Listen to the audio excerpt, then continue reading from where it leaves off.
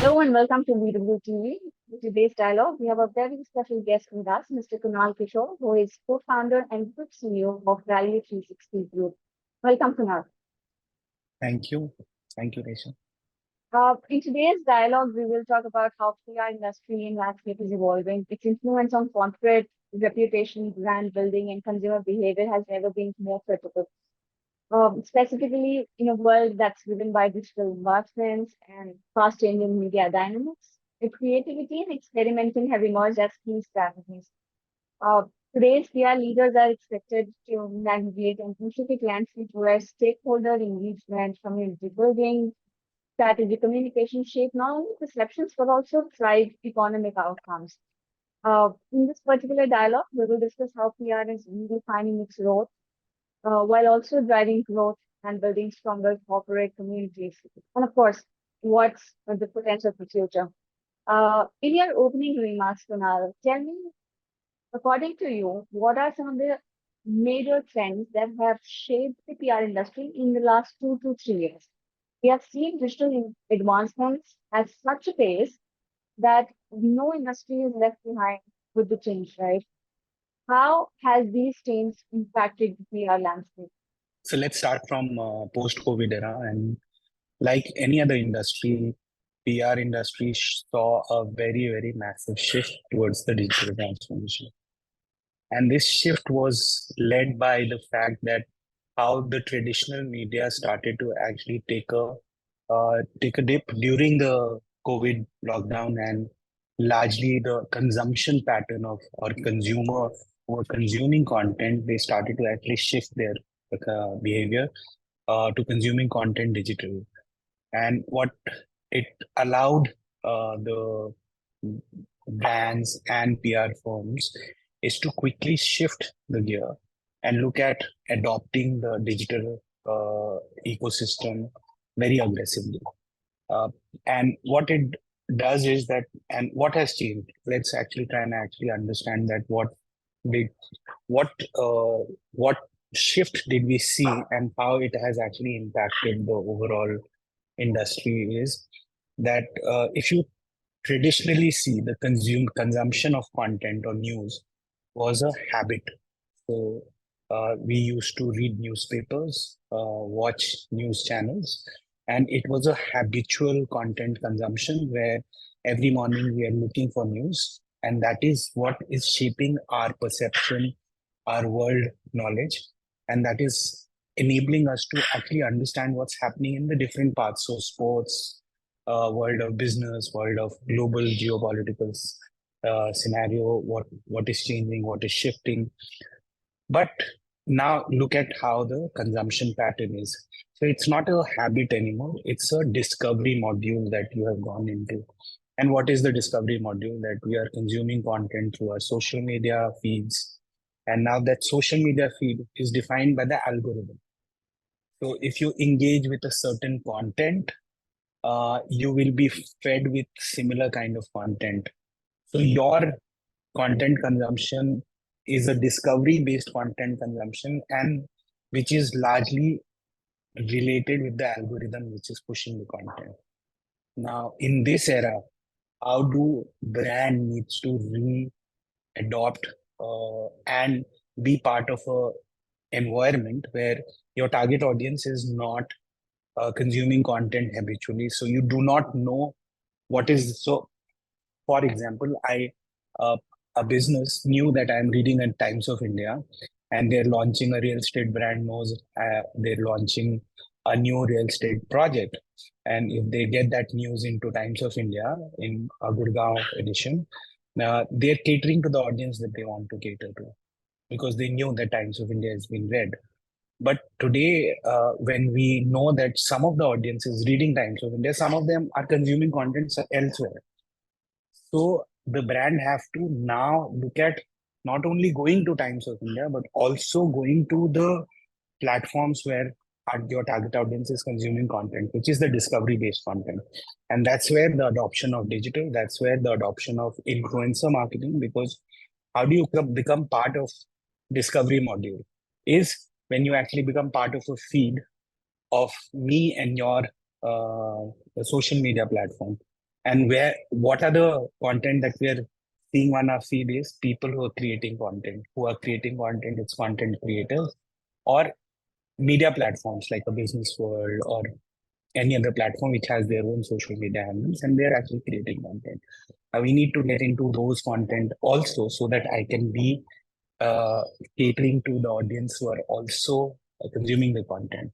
And that is how the emergence of podcast and everything. So today, uh, we have to now reorient ourselves, look at creating content which can actually get into the discovery feed and can be fed into the algorithmic module and be engaging with all the stakeholders. So it's social media, whether it's a LinkedIn or a Instagram or a Twitter or for that matter, it's a content created by the influencer. So it's a very exciting time, and with that, we were just grappling with that, and then there was a generative AI that came into play, which changed the whole game altogether. Uh, Content, which was largely the key driver for communication, is now getting generated by AI. So everybody was thinking of the perspective that what value, and some of our team members who were largely creating content, they were very worried when the chat GPT was released that what is our future? Do we see our future in the industry where the content is going to get generated by machine in 5 seconds? And and and generative AI has actually now uh, changed the whole game because now the aspect of content creation utilizing AI is going to be the new way of life, where AI is going to be a very, very critical part of our this thing. So digital transformation, change of content consumption behavior, and AI with data learning together has changed the way we are operating as a business, and it will Very well continue explained, to Kunal. evolve. Yeah. Very well explained. Now, given all these changing changes in dynamic landscape, how has it impacted your strategies? We understand that these changes kind of push you to experiment with your strategies, to push you to reform them in a way that you'll be able to serve your clients better and efficiently. How have your strategies changed? And if you can kind of share some of the strategies that you have already implemented. Okay. So with this whole shift, which I will say tectonic shift, what it does to the industry is that a new agency or an older agency, they're all in that same learning curve. We are all learning the changing ecosystem together.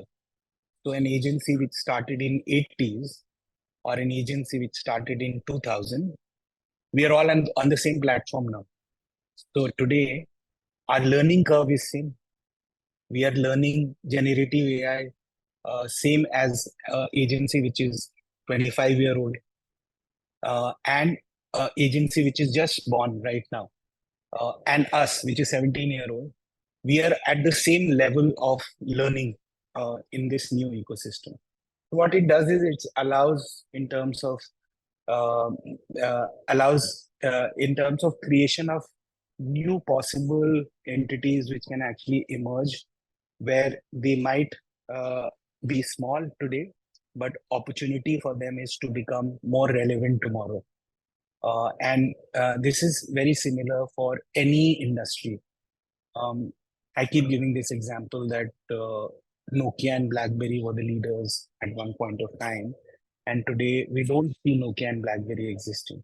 Is because the ecosystem changed around phones, and there were brands which actually emerged as key leaders because they innovated, they actually adapted, and they actually quickly switched the gears.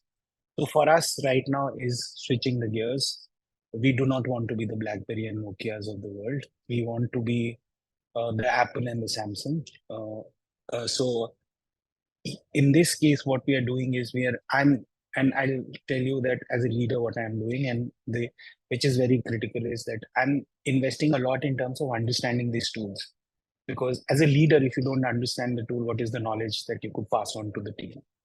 So for me, the first step was to actually upskill myself, and I invested a lot of time. In fact, there were days when ChatGPT would say that your time limit is over for that 24 hours, because I used to get up at 3 in the morning and I'm working till 12 in the noon on the different tools of AI, because it's a it's in a world where I would want to say that I understand these tools. If my team is coming to me and they would want certain help from me, I need to provide that solution to them. And for that very reason, I invested in my upskilling first, and then now we are slowly training our team members who are wanting to actually understand the understand this new AI animal that is emerging into becoming the most dominant animal in the industry. So AI is one aspect, but also from a tech per se, Resham, you will appreciate that we are one of the few PR firms in the country, or I would say the only PR firm in the country which has invested in building a tech-based platform called Clan Connect, which is an influencer marketplace. We have in that tech platform, we have a very interesting recommendation engine which works, and which is it's like a first step towards enabling to bring in AI into influencer marketing. We have a recommendation engine where today the guesswork of an influencer marketing is totally out of the window because of this recommendation engine. So imagine today you're a brand manager, you are given a budget of 1 crore to spend for Diwali celebration, Diwali campaign for a chocolate brand. Now you would not know how to actually utilize that 10 lakh, but you know it's influencer marketing. You come to my platform, you put the budget, you put the kind of people you would want to engage. And my platform, based on the 5 years of historical data, give you a recommendation of influencers from across the country, a combination of five different lists where they will say that this list has five macro, four micro, and three nano influencers from across the country, and this is the kind of outcome that you would generate. Now, this is our investment to be future ready. As an agency, we are tech invested, and we are building on creating good tech stacks to enable us to be not just adapting to the new technology that is coming our way, but also maybe contribute back to the industry by giving technologies that can actually enable us to do things smartly. Wonderful. I mean, it sounds really helpful. The clients, the industry would know better. Now you stressed upon how social media is taking precedence and also influencer marketing. There's one topic that's been mostly talked about is online reputation management. When it comes to On online reputation online, management, right? yes, yes. When it comes to the online sphere, be it social media, I mean any platform, it's pretty accessible. And given the advancement, every stakeholder has the access to talk about the brand, right? Be it customers, be it the investors, be it the company owner, be it the employees. So across this stakeholder band, anybody and everybody can talk about the brand. Now tell me, how are you looking at this whole dynamic? And in the second part of this question, how would you as a PR leader can kind of come in and help? What can be some of the strategies that can help you here or help a brand there? So talk about this whole uh, elephant in the room. Uh, Very good question, Resham, because we are all talking about building brand reputation, but what about protecting them? And in a world which is uh, so volatile, and where people are looking for a tragedy also to uh, make that into a personal issue as well, and sometimes use that tragic event to actually highlight some they are going through, uh, and slowly impacting a specific brand in the journey. So um, uh, in the current frame, I would not want to name any brand or talk about it, but what I would say is that it is impacting to a level where the reputation is just not about the loss of image for the brand, but also sometimes loss of share value. Sometimes it impacts massively in terms of loss of markets for brands. You would remember there were times when there was this whole campaign that was running, which was about uninstall Snapdeal, because one leading actor had made a comment that India is intolerant and unsafe. And that actor was the brand ambassador for Snapdeal at that point of time. And it it impacted in terms of loss of number of users on Snapdeal at one point. So it sometimes the outrage of against a brand not only impacts the reputation of the brand, but also it impacts sometimes share value, it sometimes impact the market and the user and the brand love that the brand has. And so it is very critical that you actually have a very strong sense and understanding of what is going around, what conversation is going around a brand, which brings down to a question of how critical is listening in this digital world. And for this, you require right kind of a tech infrastructure. There are a lot of great listening tools that are there, which allows you to actually have a very careful understanding of brand conversation that is happening around the brand. And with that, you do not have the response time. Earlier, what was different in PR was that if a story was uh, uh, had actually come out, a breaking story comes out, the brand used to get time of 6 hours, sometimes 24 hours to respond. Now, if you do not respond in the quickest time, a small issue can flare up into a big crisis. So it is critical that with listening, you have the right tact, which is the turnaround time for responding to specific uh, queries, specific consumer feedback, specific response around the brand feedback. So we'll talk about the turnaround time. And third is also being able to do this consistently. So you require in a 24-hour world where a digital ecosystem is awake 24 hours. Imagine somebody is taking a flight at 3 in the morning, an international flight, and they have some inconvenience. They tweet at 3 a.m. and you you and and the brand is able to respond to them at that very moment. The consumer will be delighted to the fact that somebody is listening to them. So how critical it becomes that you have a 24-hour response management system, which allows you to actually at least make the consumer understand that we are listening to you. Not only consumer, all the stakeholders involved here. That there is somebody who's listening to your feedback, somebody who's responding to your feedback. So in three things is critical. Is one is listening, second is responding on time, and third is doing it consistently throughout 24 hours. We are living in a world which is a 24-hour world, and how do you actually do that without actually creating a work environment which is daunting for some individual? You can't have one individual to be operating 24 hours. So how do you actually create a shift system to actually build this kind of a support system for brands that you're working with?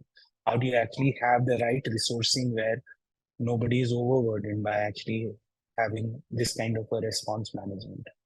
So that's on that on the online reputation management, because online reputation management requires all combination of all these three very critical, and then understanding of the overall sentiment and risk, and having a keen eye on the sensitivity of the subject. Sometimes Correct, correct. a sub Coming to this, I just to add to this, transparency, honesty will also help in a big way.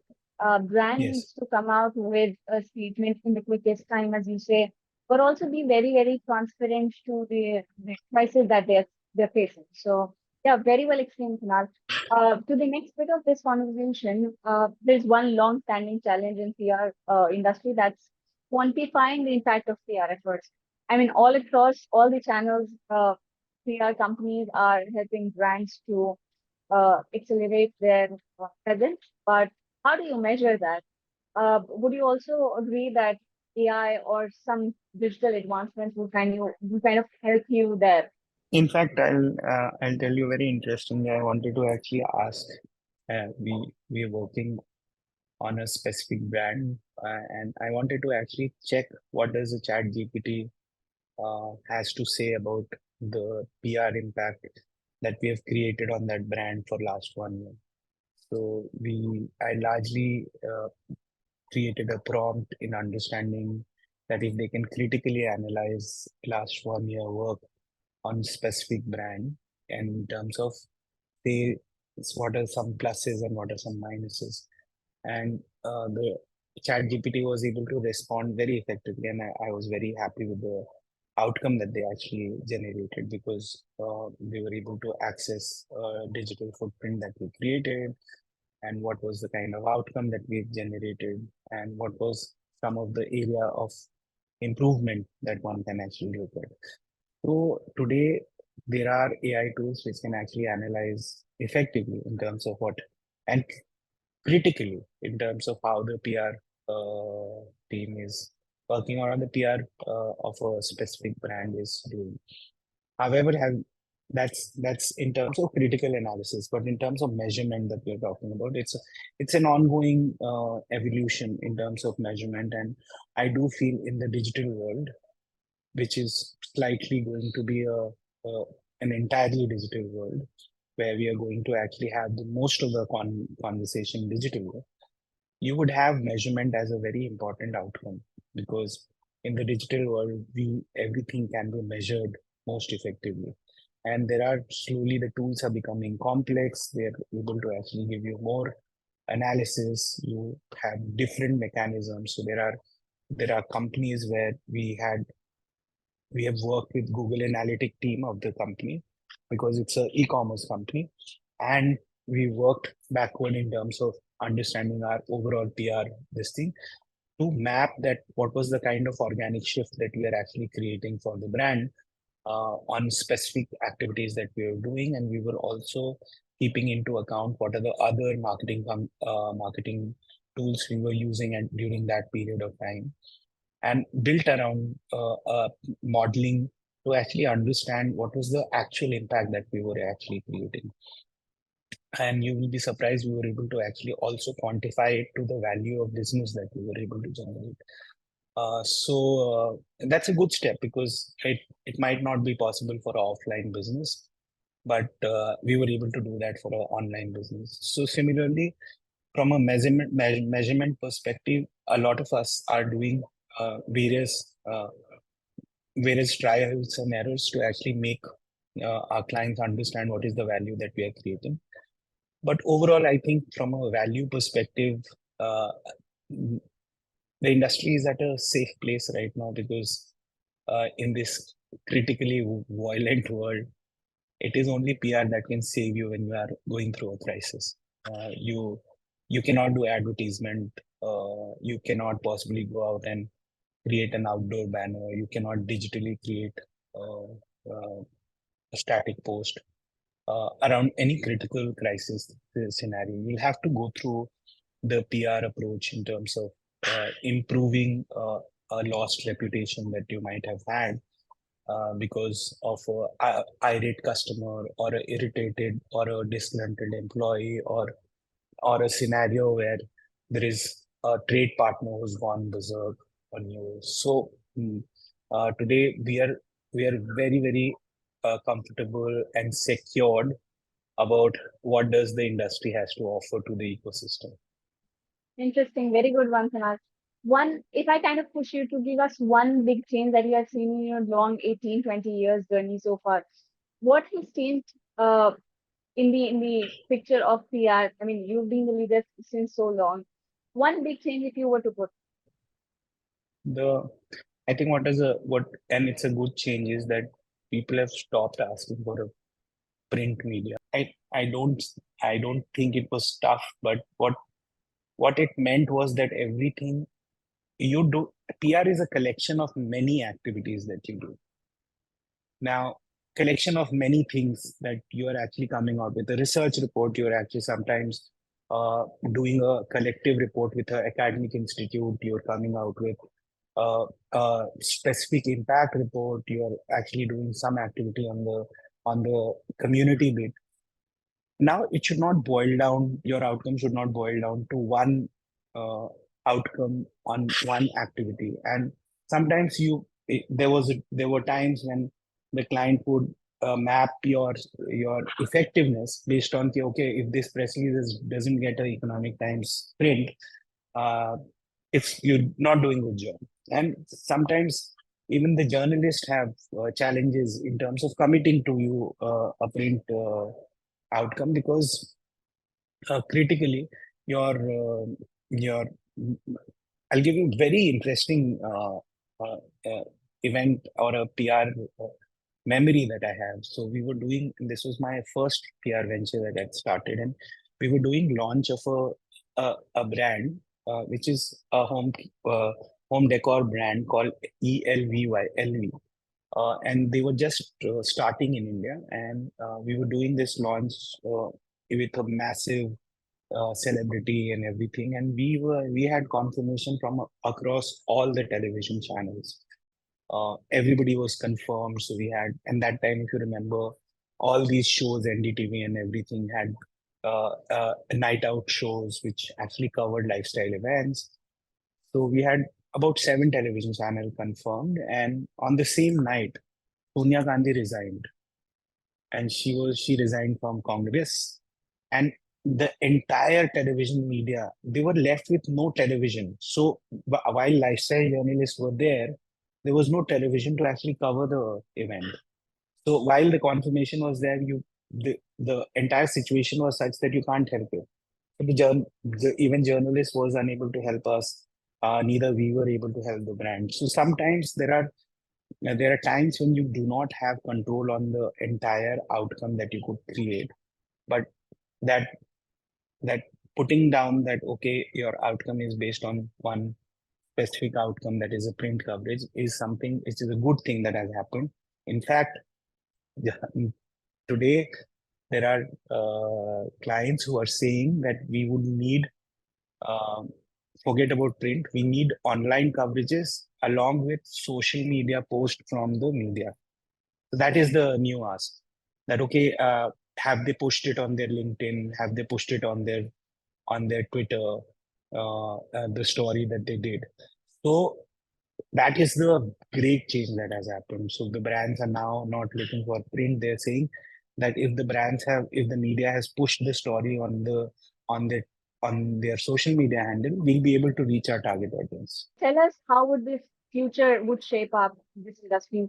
Make some predictions that I would look forward to.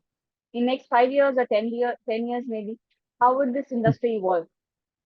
Industry is evolving every 3 months, so 5 years is a long time Every for day me to maybe. actually, yeah, 5 years is long time for me to predict. But I would say that you will see emergence of a lot of new age PR firms, which will challenge some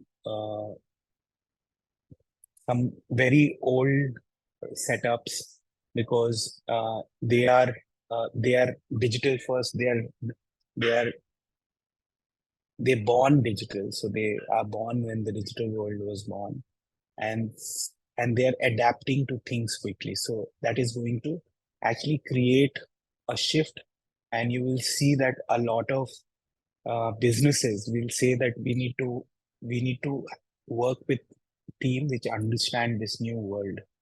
While we would need a gray hair for strategy, but we'll need a fresh mind and young blood to actually work towards these emerging new markets and emerging new ecosystem. And you will have many founders like me who will be actually investing a lot of time in upskilling and understanding these new ecosystem. Wonderful, Kunal.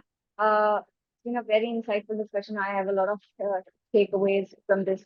Thank you so much for making time for this. Thank you, Rishna. Thank you, And I Rishna. look forward to many more such conversations. Thank you so Sure. much. Take Thank you. care. Bye Thank you, bye. Rishna. Thank you. Bye. We also meet soon sometime. Huh? Yes, yes. Come over to office. Perfect. Perfect. Bye